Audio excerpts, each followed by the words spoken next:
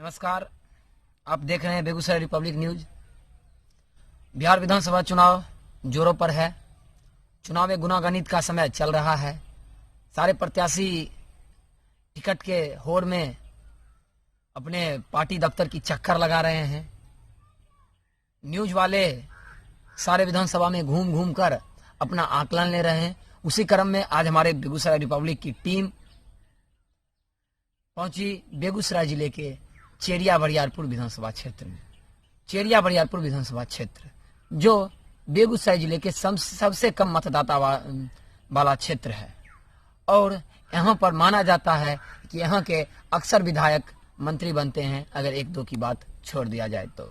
फिर भी यहाँ का क्या है हालत, आइए इस पर चर्चा करते हैं। सबसे पहले हम यहाँ के जातीय फैक्टर की बात करते हैं तो यहाँ पर जातीय फैक्टर भूमिहार और कुशवाहा फैक्टर काम किया है। अब तक के विधायक में इस दो जाति के ही विधायक यहाँ से रहे हैं, या तो भूमिहार या कुशवाहा। तो आगे भी ऐसा माना जा रहा है कि पार्टी इन्हीं दो जाति को टिकट देगी, चाहे कोई भी पार्टियां हो। तो यहाँ से कुल जो वोटर हैं, कुशवाहा जो है 32,000 हैं, भूमिहार 25,000, यादव 25,000, मुस्लिम 30,000 और इसी तरह पासवान 22,000, तांती वोटर 18,000, मल्लाह वोटर 18,000।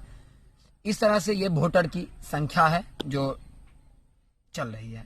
उसके साथ साथ यहाँ का जो मुद्दा है इस विधानसभा क्षेत्र का मुद्दा वही है युवाओं को रोजगार, सड़क, बिजली, पानी, उच्च शिक्षा की कमी, बच्चों को यहाँ से दूर जाकर पढ़ना, मजदूरों का इस शहर से दूसरे जगह पलायन करना, यही मुद्दा है। इसके साथ साथ जो इस विधानसभा क्षेत्र का विशेष मुद्दा है वो मुद्दा है कांवड़ झील का मुद्दा। कांवड़ झील का मुद्दा वो मुद्दा है जहाँ पर कभी सुखाड़ परेशान करती है तो कभी बाढ़ परेशान करती है। तो किसानों के यहाँ से मांग है कि इस विधानसभा क्षेत्र में जो कांवड़ झील का जो जीर्णोद्धार हो, जो झील के योग्य भूमि है उसमें झील का निर्माण और जो कृषि योग्य भूमि है उसमें कृषि विहार का निर्माण कराया जाए। उसके साथ साथ जमंगलागढ़ के जीर्णोद्धार का मुद्दा जो काफी समय से मांग चल रहा है लेकिन वो पूरा नहीं हो रहा है। तो आइए लिए चलते हैं आपको फिर से हम जो यहाँ पर जो कौन कौन दावेदार हैं इस विधानसभा क्षेत्र से सीट के जो दावेदार हैं उस पर बात करते हैं।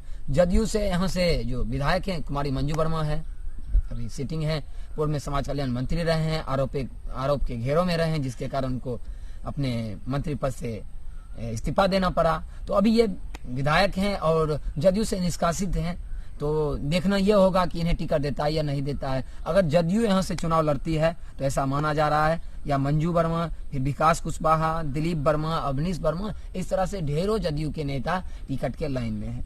फिर यहाँ से भाजपा की बात किया जाए तो भाजपा का कोई कयास नहीं लगाया जा रहा है कि चुनाव लड़ेगी। फिर भी अगर चुनाव लड़ती है तो भाजपा के किसान मोर्चा के जिला अध्यक्ष हैं राम कुमार वर्मा जी, वो चुनाव लड़ सकते हैं। उसके साथ साथ कुंदन भारती हैं, उनका कयास लगाया जा रहा है।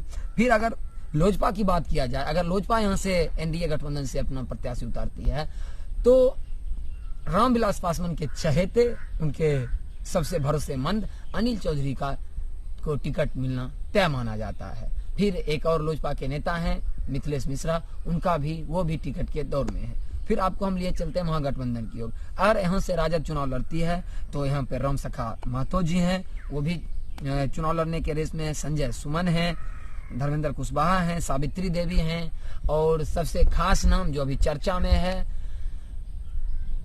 लालू यादव के कैबिनेट में मंत्री रहे, बिहार के राजनीति के पुरोधा रहे, राजनीति जगत के एक महान हस्ती रहे जो अभी सक्रिय राजनीति से संन्यास ले चुके हैं, रामजीवन बाबू। उनके बेटे हैं राजीव नयन उर्फ पोलो, वो भी राजद से चुनाव लड़ने की सोच में है। उसके साथ साथ अगर रालोसपा के खाते में ये सीट जाती है तो सुदर्शन सिंह जो कि पूर्व में भी चुनाव निर्दलीय से लड़ चुके हैं और ऐसा तय माना जा रहा है कि ये भी चुनाव लड़ेंगे, भले पार्टी टिकट दे या न दे। उसके बाद रालोसपा से ही संजू प्रिया है। उसके साथ साथ अगर वीआईपी यहाँ से लड़ती है तो मुकेश सहनी की पार्टी, तो राजभूषण चौधरी यहाँ से चुनाव लड़ेंगे। तो ये हमारे चेरिया बरियारपुर विधानसभा सीट का आकलन था जो इस विधानसभा चुनाव का क्या जातीय समीकरण है, किनको टिकट मिलने वाला है, क्या फैक्टर है, क्या यहाँ के मुद्दे हैं, इन सब पर बात किया। आप हमारे बेगूसराय रिपब्लिक न्यूज के चैनल को फॉलो कीजिए और पुनः हम नए विधानसभा को नए रूप में नए मुद्दे के साथ मिलेंगे। धन्यवाद।